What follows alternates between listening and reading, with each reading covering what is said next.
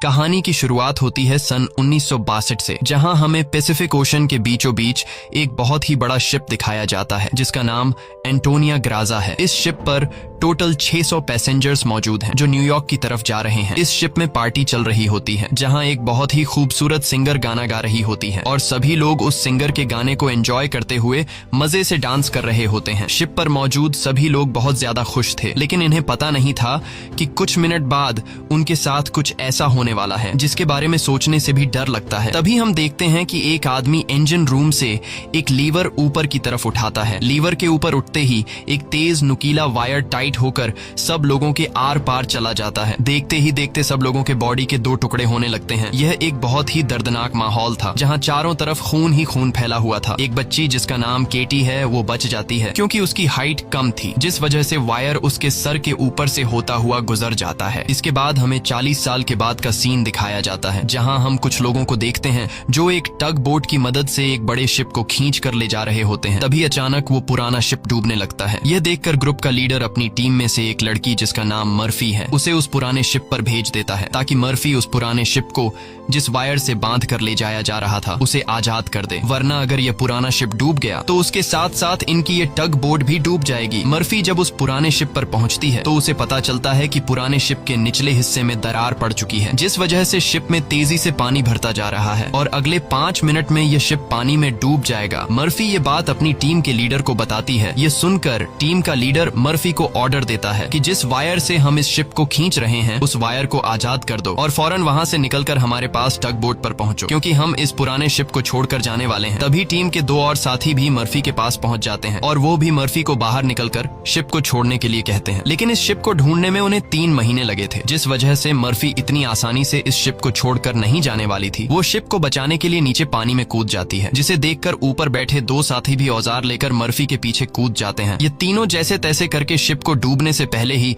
उसकी दरार पर वेल्ड करके शिप को डूबने से बचा लेते हैं और इस शिप को यह लोग मार्केट में बेचकर बहुत सारा पैसा बना लेते हैं और यह पैसा टीम का लीडर सभी लोगों में बराबर बराबर बांट देता है। यहीं जैक नाम का एक आदमी इन लोगों पर काफी देर से नजर रखे हुए था और इन सब की बातें सुन रहा था। उसे पता चल जाता है कि यह लोग समुद्र में जो शिप गायब हो जाते हैं ये लोग उन शिप्स को ढूंढ निकाल कर मार्केट में बेचकर पैसा कमाते हैं। जैक नाम का वो आदमी इनके पास आता है और इस टीम के लीडर को एक शिप के बारे में बताता है जिसमें खजाना छुपा हुआ है। जैक असल में उस शिप की बात कर रहा था जिसे 40 साल पहले एक अनजान आदमी ने लीवर खींचकर सब लोगों को मार दिया था। टीम के लीडर ने भी उस 40 साल पहले गायब हुए एंटोनिया ग्राजा नामी शिप के बारे में सुना था। टीम का लीडर कहता है कि इस शिप को बहुत से लोगों ने ढूंढा पर आज तक वो शिप किसी को भी नहीं मिला। जैक टीम के लीडर से कहता है कि मुझे पता है कि वो शिप समुद्र के किस हिस्से में है। अगर हम इस शिप को लाकर मार्केट में बेचेंगे तो हम रातों रात अमीर हो जाएंगे। पैसों का सुनते ही ग्रुप के सारे लोग इस मिशन के लिए तैयार हो जाते हैं और अगले ही दिन ये लोग अपने टग बोट में उस एंटोनिया ग्राजा नाम की शिप को ढूंढने निकल पड़ते हैं। कई दिनों के सफर के बाद ये लोग समुद्र के एक बहुत ही वीरान जगह पर पहुंच जाते हैं जहां टीम के एक आदमी को किसी शिप के आसपास होने का सिग्नल मिलता है। ये लोग समझ जाते हैं कि वह शिप जो आज से 40 साल पहले खो गया था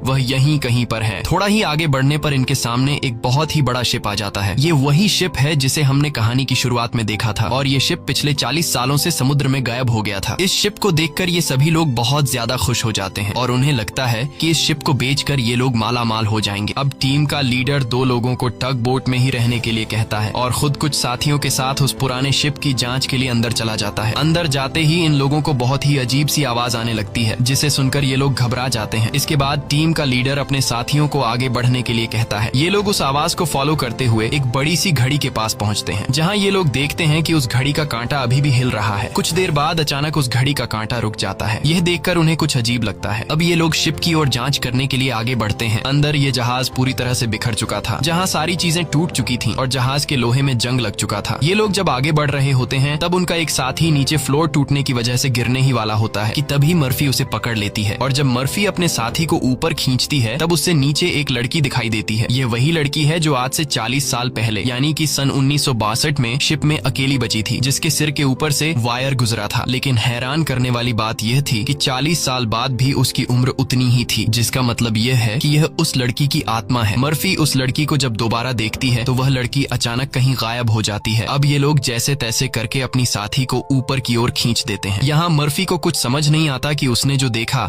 वह सच था या फिर कोई वहम, लेकिन यह सब देखकर मर्फी बहुत ज्यादा डर जाती है। अब यह शिप बहुत ही ज्यादा बड़ा था, इसलिए ये लोग इसे और एक्सप्लोर करने लगते हैं और चलते चलते शिप के मेन कैबिन तक पहुंच जाते हैं, जहां जांच करते हुए उन्हें एक डिजिटल वॉच मिलती है। ये देखकर ये लोग कंफ्यूज्ड हो जाते हैं, क्योंकि आज से 40 साल पहले इस तरह की डिजिटल वॉच नहीं हुआ करती थी। और इस वॉच को देखकर ये लोग समझ जाते हैं कि जरूर हमसे पहले भी यहाँ कुछ लोग आ चुके हैं। इसके बाद ये सब वापस अपने टग बोट पर आते हैं और टीम का लीडर डिसाइड करता है कि अगले दिन हम इस शिप को टग बोट से बांध कर ले जाएंगे। अगली सुबह उन्हें पता चलता है कि शिप में एक बहुत बड़ा होल है, जिसकी वजह से धीरे धीरे शिप पानी में डूब रहा है। टीम का लीडर कहता है कि इस हालत में शिप को टग बोट से बांध कर ले जाना नामुमकिन है, क्योंकि शिप में ढेर सारा पानी जमा हो चुका है। पानी की वजह से शिप का वजन कई गुना बढ़ चुका है, इसीलिए इस पुराने शिप को टग बोट से बांध कर ले जाना एक बेवकूफी होगी। अब ये लोग डिसाइड करते हैं कि पहले हम शिप के होल को वेल्ड करके बंद करेंगे और फिर शिप के अंदर मौजूद सारा पानी निकालकर इसे टग बोट से बांध कर ले जाएंगे। कैप्टन की बात सबको ठीक लगती है, जिसके बाद ये सभी अपने अपने काम पर लग जाते हैं। कुछ साथी शिप के होल को रिपेयर करने में लग जाते हैं और कुछ शिप के अंदर मौजूद खजाना ढूंढने में लग जाते हैं। मर्फी खजाने की जांच में आगे बढ़ते हुए एक स्विमिंग पूल के पास पहुंचती है। स्विमिंग पूल को देखकर वह हैरान रह जाती है, क्योंकि स्विमिंग पूल पर ढेर सारे गोलियों के निशान थे। अब वह स्विमिंग पूल से जब ऊपर की तरफ आ रही होती है, तभी एक बार फिर से वह लड़की मर्फी के सामने आ जाती है, जिसे देखकर डर के मारे मर्फी वापस नीचे पूल में गिर जाती है। उसका सर तेजी से स्विमिंग पूल के फ्लोर से टकराता है और खून निकलना शुरू हो जाता है, पर स्विमिंग पूल उसके खून को अब्सॉर्ब कर लेता है। मर्फी एक बार फिर से जब ऊपर देखती है तो वो लड़की वहाँ नहीं थी और अब वहाँ पर जैक होता है। जैक मर्फी को स्विमिंग पूल से बाहर निकालने में मदद करता है। बाहर निकलते ही मर्फी जैक से कहती है कि मैंने अभी अभी यहाँ पर एक लड़की देखी है, लेकिन पता नहीं वह अचानक कहाँ गायब हो गई। जैक मर्फी से कहता है कि यह तुम्हारा वहम होगा, यहाँ पर कुछ भी ऐसा नहीं है। इसके बाद ये दोनों आगे बढ़ते हैं और इन दोनों के यहाँ से जाने के बाद स्विमिंग पूल पूरी तरह से खून से भर जाता है। दूसरी तरफ टीम के लीडर को उस पुराने शिप के कैप्टन का रूम मिल जाता है। टीम का लीडर जब रूम के अंदर जाता है तो रूम काफी बुरी हालत में था। रिसर्च करने पर टीम के लीडर को वहाँ पर कुछ भी खास नहीं मिला। जब टीम के लीडर की नजर सामने टेबल पर पड़ती है तो वह देखता है कि टेबल पर एक शराब की बोतल और ग्लास में किसी ने पैक बनाकर रखा है। यह सब देखकर ऐसा लग रहा था जैसे अभी अभी कोई शराब पीकर चला गया हो। टीम का लीडर जैसे ही इस ग्लास को उठाकर पीने वाला होता है, तब उसकी नजर सामने लगे शीशे पर पड़ती है और शीशे में टीम के लीडर को इस पुराने शिप का कैप्टन दिखाई देता है। यह देखकर टीम का लीडर बहुत ज्यादा डर जाता है और उसके हाथ से शराब की ग्लास गिरकर टूट जाती है और टीम का लीडर डर के मारे वहाँ से निकल जाता है। इस शिप पर सभी के साथ अजीबोगरीब इंसिडेंट्स हो रहे थे। टीम का एक साथी जिसका नाम मार्क है, उसे इस शिप पर किसी लेडी सिंगर के गाने की आवाज सुनाई देने लगती है। वह उस आवाज को फॉलो करते हुए शिप के ग्राउंड एरिया में पहुंच जाता है, जहां पर वह लेडी सिंगर भी मौजूद होती है। ये वही सिंगर थी जिसे हमने कहानी की शुरुआत में देखा था। दूसरी तरफ मर्फी और जैक आगे बढ़ते हुए लॉन्ड्री रूम से बाहर जाने वाले गेट को जैसे ही खोलते हैं, तभी अंदर जमा हुआ सारा पानी उनके ऊपर आ जाता है, जिसमें कई सारे लोगों की डेड बॉडीज थी। मर्फी और जैक डर के मारे वहां से आगे बढ़ने लगते हैं। आगे बढ़ते हुए उनके सामने एक कैबिन का दरवाजा खुलता है। अंदर जाने पर जैक को एक बहुत ही लग्जरी कार मिलती है, जिसे देखकर वह बहुत खुश होता है, पर मर्फी को यहाँ कुछ गड़बड़ महसूस होता है, इसलिए वह जल्दी ही यहाँ से निकलना चाहती थी। तभी एक दूसरे रूम से उन्हें कुछ हिलता हुआ नजर आता है। जब ये दोनों उस चीज के करीब आते हैं और उसके ऊपर रखा हुआ सामान हटाकर देखते हैं तो उनकी आंखें खुली की खुली रह जाती हैं, क्योंकि वहाँ पर सोने से भरा हुआ एक बॉक्स पड़ा था। ये देखकर मर्फी अपने बाकी साथियों को तुरंत बुला लेती है और जब सब यहाँ पहुँचते हैं तो सामान हटाने पर उन्हें इसी तरह के 9 बॉक्स मिलते हैं और हर एक बॉक्स में 28 गोल्ड प्लेट्स पड़ी हुई थी, जिसे देखकर सभी की खुशी का ठिकाना नहीं रहता, क्योंकि ये सभी रातों रात अमीर हो गए। इतने बड़े खजाने को ढूंढने के बाद ये लोग डिसाइड करते हैं कि इस शिप को यहीं छोड़ देंगे और सिर्फ सोना यहाँ से लेकर जाएंगे। इसके बाद ये लोग सारा का सारा गोल्ड अपने टग बोट पर रख देते हैं और अब ये लोग यहाँ से निकलने की तैयारी करते हैं। टग बोट को चलाने वाला कैप्टन बोट को स्टार्ट करने के लिए इंजन की सफाई करने लगता है और तभी हमें दिखाया जाता है कि टग बोट में रखा गया सिलेंडर का वाल्व अपने आप चालू हो गया है, जिससे हवा में गैस फैलना शुरू हो जाता है। वही मर्फी एक बार फिर से उसी लड़की को देखती है जो उसकी तरफ तेजी से भागती हुई आ रही होती है, जैसे वह मर्फी को कोई बात बताना चाहती हो, पर तभी उसे कोई पकड़कर नीचे धकेल देता है और जैसे ही टग बोट का कैप्टन इंजन को ऑन करता है, तभी सिलेंडर से निकली गैस की वजह से पूरे बोट में एक बहुत ही बड़ा ब्लास्ट होता है, जिसमें टग बोट का कैप्टन मारा जाता है। अब ये लोग समुद्र के बीचों बीच एक सुनसान शिप पर फंस चुके थे। ये सभी लोग बहुत ज्यादा परेशान होते हैं, क्योंकि उनके पास जो यहाँ से निकलने का टग बोट था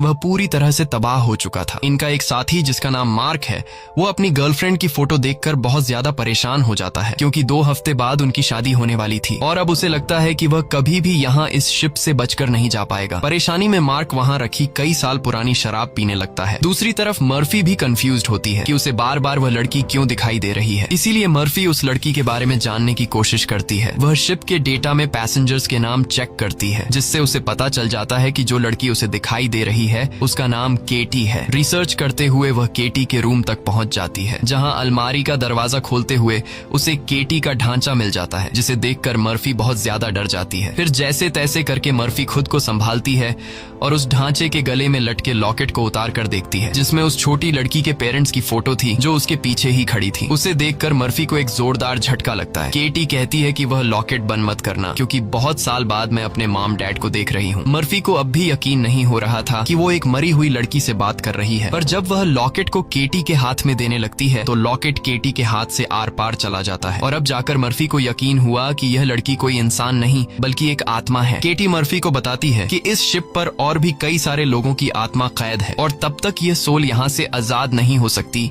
जब तक उस आदमी को न मारा जाए जो लोगों की आत्मा को यहाँ पर कैद करता है। मर्फी केटी से पूछती है कि कौन है वो आदमी जिसने तुम्हें और बाकी लोगों की आत्माओं को यहाँ कैद कर रखा है। केटी जैसे ही मर्फी को उस आदमी के बारे में बताने वाली होती है, तभी अचानक छत पर कुछ अजीब से कीड़े निकलने लगते हैं, जिसे देखकर केटी बहुत ज्यादा डर जाती है और वह मर्फी से कहती है कि जल्द से जल्द इस शिप से तुम लोग निकल जाओ वरना तुम लोग मारे जाओगे। इसके बाद केटी गायब हो जाती है। दूसरी तरफ मार्क पूरी बोतल पीने के बाद उसे चक्कर आने लगा। उसके आसपास पड़े सभी टेबल और चेयर्स हिलने लगते हैं। देखते ही देखते सब कुछ रिपेयर होकर नया हो गया और आज से 40 साल पहले जो लोग इस शिप में मारे गए थे वह दोबारा से मार्क के सामने जिंदा खड़े हो गए। मार्क बीच में खड़ा था, जिसके चारों तरफ लोग उसके लिए तालियां बजाने लगे। शुरू में तो मार्क को भी कुछ अजीब लगता है, लेकिन फिर वह सोचता है कि यह सब शराब का कमाल है। अगले ही पल वह लेडी सिंगर मार्क के करीब आ गई और वह मार्क के साथ इंटीमेट होने लगी। लेडी सिंगर पूरी तरह से मार्क को अपने वश में करके अपने पीछे लगा देती है। मार्क भी बिना कुछ सोचे समझे उसके पीछे जाने लगा। बेवकूफ मार्क को पता ही नहीं चलता कि ये सिंगर उसे एक ट्रैप में फंसा रही है। वह लेडी सिंगर फ्लोर के किनारे पर खड़ी होकर मार्क को बुलाने लगती है। मार्क इस सिंगर को हासिल करने के चक्कर में फ्लोर से नीचे गिरकर मारा जाता है। वही हमें टीम के लीडर को दिखाया जाता है,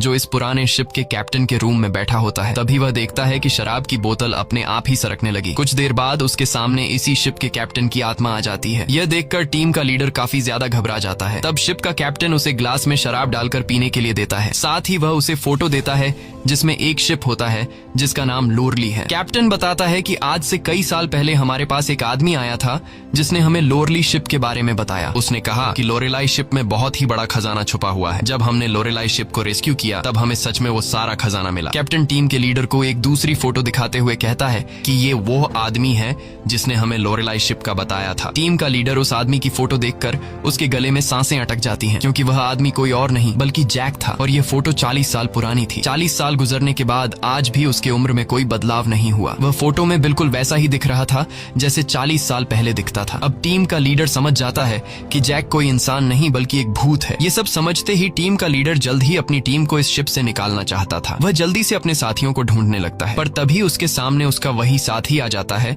जो टग बोट में गैस खुलने की वजह से ब्लास्ट में मारा गया था। दरअसल ये ब्लास्ट में मारे जाने वाले आदमी की आत्मा होती है जो टीम के लीडर को मारने के लिए आगे बढ़ता है। लीडर उससे खुद को बचाने के लिए भागता है, लेकिन तभी उसके सामने मर्फी आ जाती है। अब ब्लास्ट में मारा जाने वाले आदमी की आत्मा तो गायब हो जाती है, पर टीम के लीडर को मर्फी का चेहरा उसी ब्लास्ट में मारे जाने वाले साथी की तरह दिख रहा होता है, जो कुछ देर पहले भूत बनकर उसके पीछे आ रहा था। इसीलिए टीम का लीडर मर्फी को भूत समझकर उसके ऊपर हमला कर देता है, पर मर्फी खुद को बचाने के लिए उसके पैर को घायल कर देती है। लेकिन इससे टीम के लीडर का ज्यादा कुछ नहीं बिगड़ता। वह दोबारा से मर्फी पर हमला करने के लिए खड़ा होता है। इससे पहले कि वह मर्फी को मार पाता, तभी पीछे से जैक आकर लीडर को लोहे के रॉड से सिर पर मारकर बेहोश कर देता है। जैक वही आदमी है जो इन सबको यहाँ लेकर आया था। पूरी टीम में सिर्फ टीम के लीडर को ही पता चल चुका था कि जैक कोई इंसान नहीं बल्कि एक डीमन है, और जैक को भी समझ आ गया था कि टीम के लीडर को मेरी सारी सच्चाई मालूम हो गई है। इसलिए वह टीम के लीडर को अपने रास्ते से हटाने के लिए सबको उसके खिलाफ भड़काता है। वो कहता है कि अगर ये दोबारा होश में आ गया तो यह हम में से किसी को नुकसान पहुंचा सकता है। सबको जैक की बात ठीक लगती है, इसलिए यह लोग अपने लीडर को एक टैंक में फेंक देते हैं। अब यहाँ से निकलने का कोई और रास्ता न मिलने पर